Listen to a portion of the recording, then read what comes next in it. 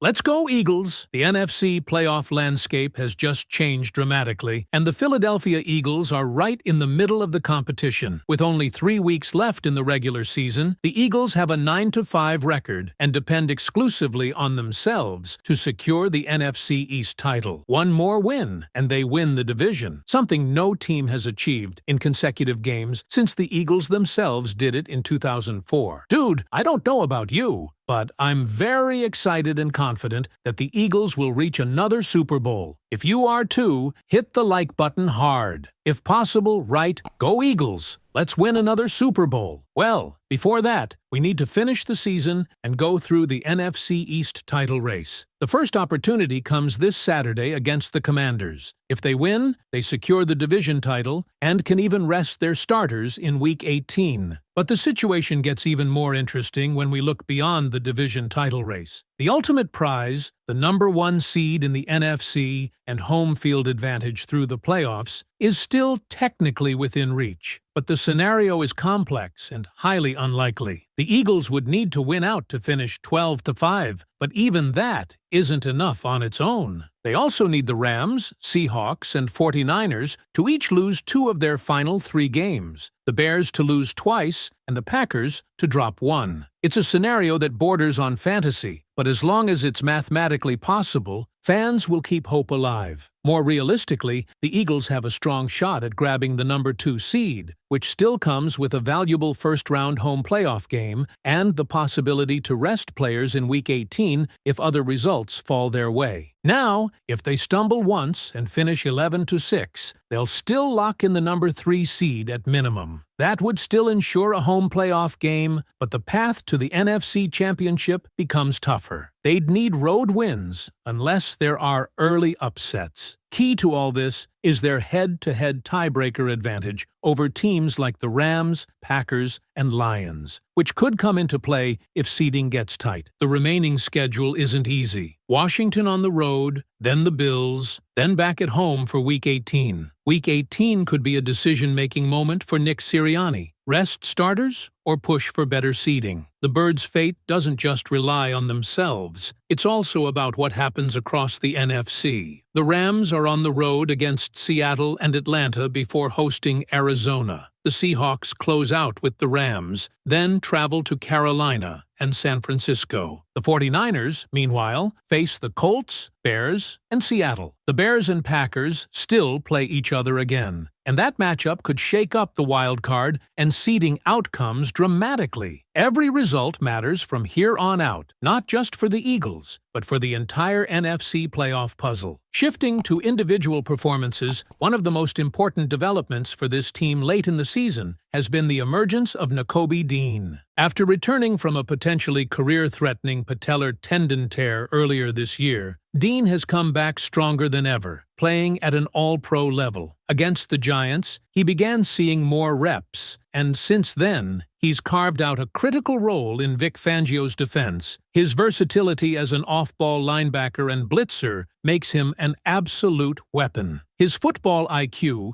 dating back to his days studying engineering at Georgia, shows up constantly on film. Whether it's diagnosing plays, stopping the run, or blowing up screens like he did against the Raiders, Dean has become a difference maker. His 92.3 pass rush grade ranks second among all off-ball linebackers in the league, which speaks volumes about his impact. He's been paired alongside Zach Bond, and the duo has arguably become one of the top linebacking tandems in football. Bond's physicality complements Dean's intelligence and burst, and together they've brought balance and reliability to the heart of this defense. The only downside? Dean is in a contract year, and with the level he's playing at, his market value is climbing fast. It might be difficult for the Eagles to retain him, but it's clear they've unearthed a gem. On the back end of the defense, Adoree Jackson is showing progress, though there's still some hesitation among fans about whether he's playoff ready. He's performed well against average wide receivers, but shown inconsistency against top-tier talent. That said, he's tied with rookie Quinion Mitchell for second in the league in tight window throw rate, a stat that reflects sticky coverage and solid positioning. If the Eagles' defensive line can continue generating pressure without needing heavy blitz packages, Jackson's job becomes a lot easier. But if quarterbacks have time in the pocket, that's where concerns about Jackson's reliability start to resurface. So, who would be the ideal first-round opponent if the Eagles land that number 2 or 3 seed? Opinions are split. The Packers are a popular pick. The Eagles have the tiebreaker and matchup history on their side. The Bears? That rematch would come with revenge in mind after a frustrating loss earlier this year, and they're inconsistent. The Seahawks are seen as a manageable opponent given their offensive issues. The 49ers, however, remain the team most fans would like to avoid, despite confidence in Philadelphia's ability to match up. If the Eagles get another crack at them, it would likely be one of the most anticipated playoff games of the year. Even the Rams, red hot and sitting atop the NFC for now, don't scare most Eagles fans. Philly has had their number recently, from a Week 3 beatdown where the Eagles rattled off 24 straight points, to playoff matchups where Philadelphia's physicality and discipline overwhelmed Sean McVay's team. The Rams' secondary is still a glaring weakness, and even though Matthew Stafford and Davante Adams bring firepower, the Eagles' offense, when clicking, can exploit that unit. There's even talk that Eagles fans could take over SoFi Stadium if that ends up being the matchup, forcing Stafford into a silent count in his own building. It wouldn't be the first time. There's also been some speculation about the Eagles saving their best football for the playoffs. Is it possible they've been holding back? In terms of play calling, not really. But when it comes to effort and intensity, maybe. Players like Jordan Mailata have hinted that sometimes it's about want to. And when you've already won a Super Bowl, there's a natural tendency to conserve energy during the long regular season. That said, the dominant win over the Raiders could be a turning point, a moment when this team collectively said, enough. If that level of urgency carries over into Washington and beyond, this team could get hot at just the right time. Now, here's the question. With the NFC landscape still unsettled and the Eagles holding the keys to their own playoff path, what do you think the Birds should be aiming for? The number 2 seed, or push all chips in and go for the top spot no matter how unlikely? Let us know your thoughts in the comments.